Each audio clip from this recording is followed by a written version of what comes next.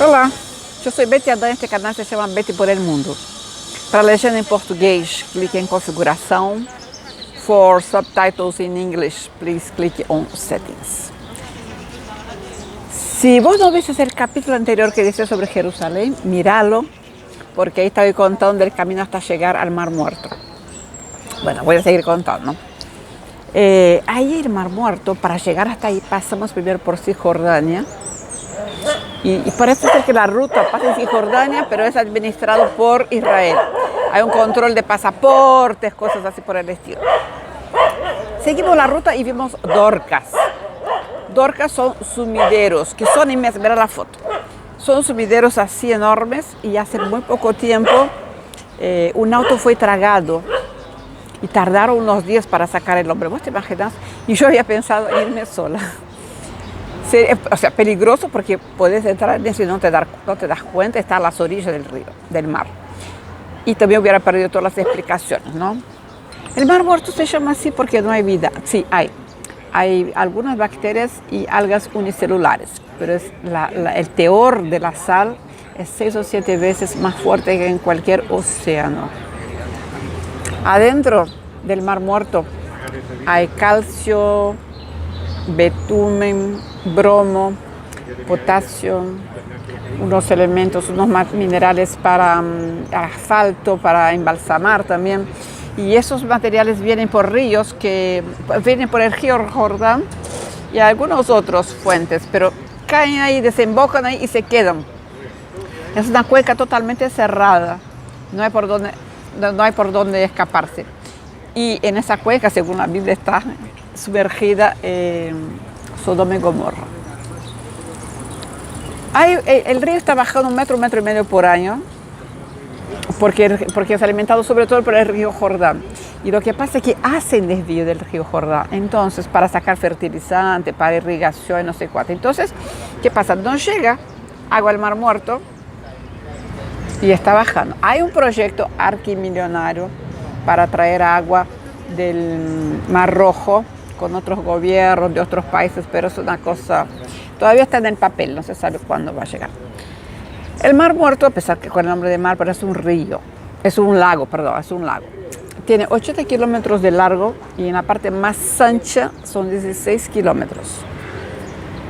La sal es fuertísima, ya te dije, 6 o 7 más veces más salado que el... Por eso nosotros flotamos, mira la foto. Y esta sal es muy molesta.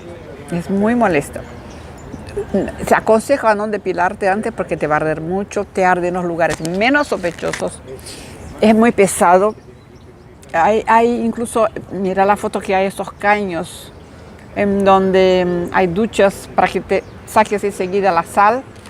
Hay también bebederos para que puedas tomar agua, porque no aguantas mucho tiempo con el agua muy salada. La temperatura del agua es casi 36, un promedio de 36 grados. Y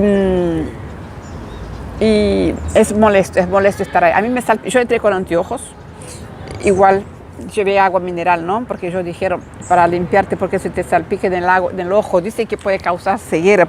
A mí no me pasó eso, pero en fin. Pero es muy fuerte, es muy fea la sensación de algo pesado. Hay barro medicinal ahí cerca, que es muy bueno para la piel. Incluso los alemanes que tienen psoriasis vienen a tratarse por 2 semanas y es subsidiado por el gobierno de ellos a estar ahí, en el Mar Muerto, ¿no? Bueno, creo que te conté todo del Mar Muerto. Hay resortes muy elegantes, muy lindos en el borde, qué sé yo, pero no aguantas estar mucho tiempo dentro del agua. Bueno, yo no aguanté mucho. Después me acuerdo que volví a Jerusalén muy contenta porque pese el feriado hay siempre mucha gente, mucha movida, es súper lindo.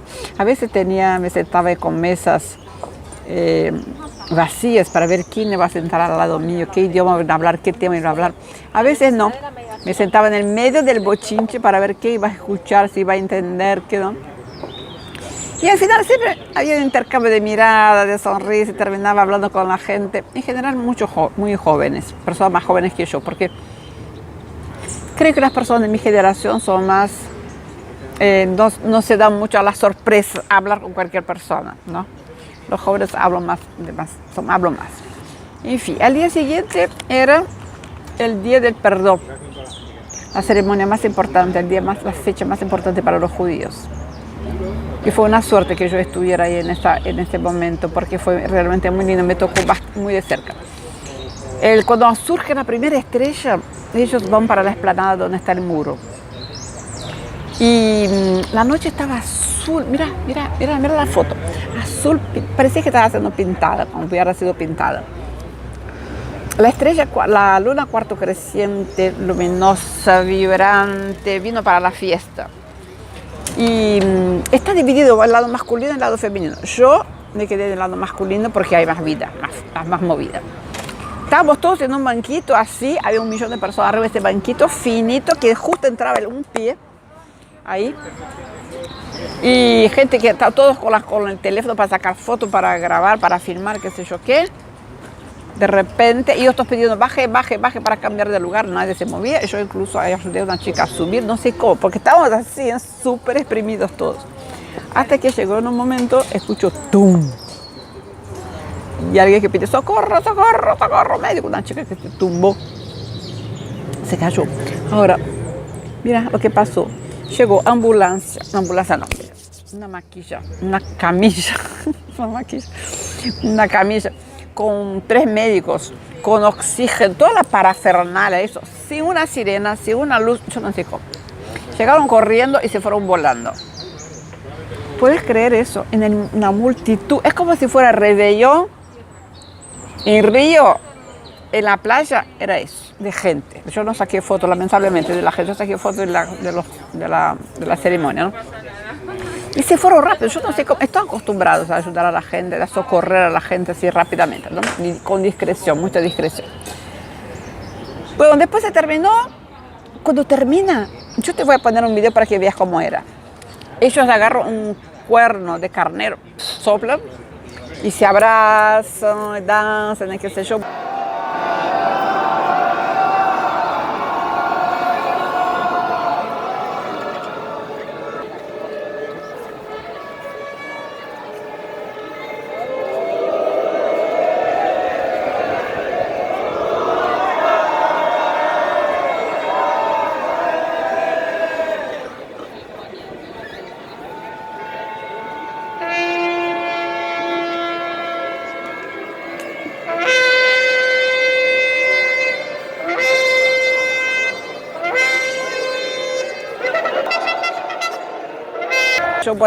Yo bajé del banquito, toda la gente empezó a bajar.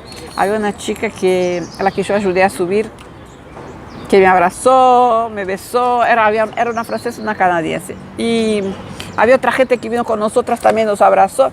No sé si porque yo estaba vulnerable, estaba sensible, pero fue algo que me emocionó, viste, que me tocó en serio de cerca, porque fue tan... La atmósfera creo que te contagia. Muy, muy lindo. Muy lindo. Y al día siguiente fui a Nazaret. Nazaret en ese momento era, bueno, allá te estoy hablando de Jesucristo, pertenecía al reino de Judea. Ahí hoy hay una iglesia mira la foto, que está la M de María junto al final de las columnas y el techo. Construyeron arriba arriba del taller de José, construyeron una iglesia. La iglesia de la Anunciación, que fue esta que yo vi de María, y la de José son custodiadas por la hermandad de los franciscanos, que es de la rama italiana.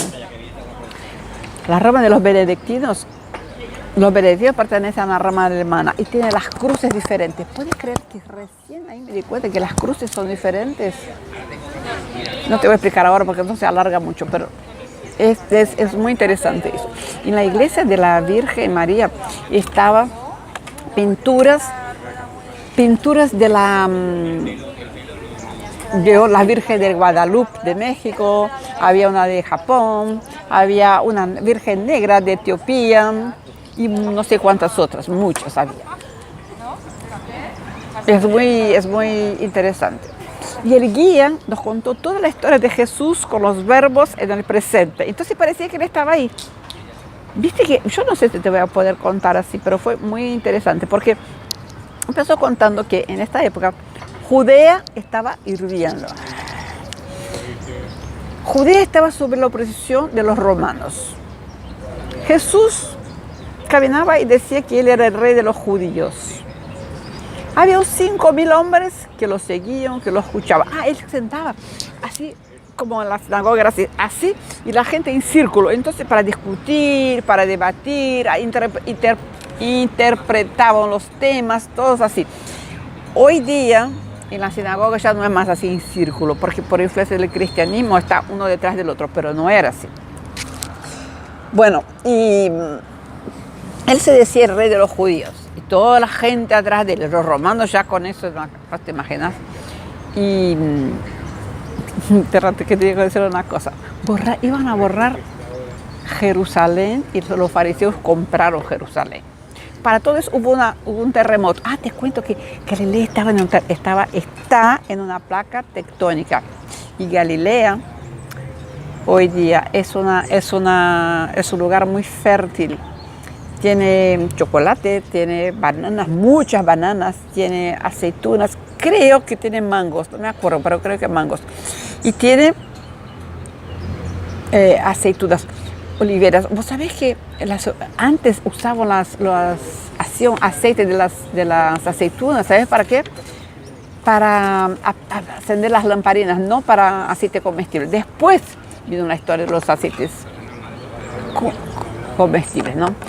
Y los judíos también decían que Jesús no es que resucitaba a la gente, porque la gente no se conocía todavía el estado catatónico, pero era eso, así decían ellos, ¿no? Bueno, entonces los romanos estaban muy preocupados porque este hombre que llevaba 5.000 hombres que lo escuchaban, que lo paraban, que lo admiraban, los romanos dijeron, esto acá va a haber una rebelión. Tenemos dos opciones, o lo matamos o perdemos el poder. Y lo mataron. Así fue. Bueno, después el guía nos contó sobre la gente de ahí, los judíos, donde nos dijo que los cristianos hacen bautismo y los judíos se bañan antes de las plegarias, antes de rezar. Los judíos se bañan. Después nos dijo que los cristianos llevan a sus muertos flores. Los budistas llevan comidas y flores. Y los judíos, 30 días después que se murieron, llevan a la tumba piedras, que significa la resignación. Y la tumba de ellos es de por siempre, es eterna. No creemos a las personas. También nos contó que los judíos antiguamente, muy antiguamente, las parejas que no tenían hijos podían divorciarse si quisieran. ¿Qué más nos contó? Nos contó algo de la arqueología. ¿Qué era? Que la arqueología en Israel tiene 200 años. Y lo más importante es saber dónde lo encontraste, no qué es lo que encontraste. Porque una diferencia de 30 centímetros de una capa cambia totalmente de época. Y creo que fue esto. Yo después, el próximo sábado, te voy a contar la parte moderna de Jerusalén. Fui al Museo del Holocausto, que es espectacular. Te cuento que a mí me encanta que estés conmigo, me da mucho placer que estés. Y te voy a mostrar dónde estoy. ¿Sabes dónde estoy? Estoy en un museo que es enorme, yo no lo conocía, yo creí que era más chico, que es el Museo de la Ilustración y de la Modernidad, y yo estoy afuera, ¿no? En un café. Pero te voy a mostrar afuera, yo no sé si vos ves, hay unas columnas antiguas. Creo que acá no puedes ver. Bueno, pero en fin, te das cuenta que esto es un lugar lindo, ¿no? Que escuchar los pájaros, que está tranquilo. Te doy un beso, hasta el próximo sábado. Nos vemos, ¿no? El próximo sábado, espero. Si te gustó, por favor, pon un like y comparte con tus amigos. Dale, que me hace bien. Chao, gracias. Hasta el sábado.